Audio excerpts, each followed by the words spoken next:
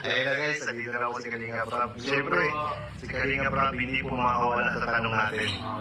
Ayan, Kalinga Prab, sa palagay mo sino ang mas nagmamahal? Si Jomar o si Carla? Hindi ba talagang tanong? Baka sa akin lang yan ha. Lahat, sumagot niya lahat. Base sa akin, base sa tuwing nakasama ko Ako sa karanasan mo. Palagi ko naman sila nakasama tuwing nag-vlog kami. And yun, nakikilala ko ng sila.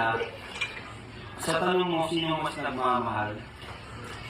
Medyo, sa totoo lang mahirap sagutin niya. Kasi di natin pwede i-judge yung tao bagay sa kinikilos na nakikita natin sa kanila. Pero, sa nararamdaman ko, Ayan, sa pakiramdam mo. nararamdaman ko, siyempre si Papa Diyos.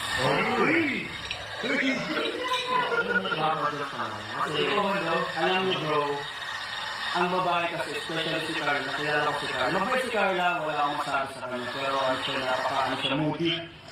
Moody talaga si Carla. Talagang kailangan mo palagi kang mag-a-adjust. At yun yung ginawa ni Jones simula sa simula ko. Grabe naman ka. Adjustment niya. 2 years? 2 years? Bili ako niya kay Papa Jones. Bili ako niya kay Papa Jones. Kaya grabe yun. Makahambol talaga siya. Napakababa. Yun, base sa akin na, hindi ko pwedeng si Carla. Although paras naman sila ng may feelings talaga.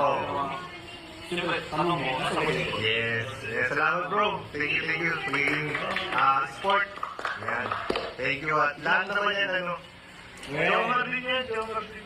Binaya ka lang sa Uy, hindi, sorry ko yun. Thank you bro. Thank you.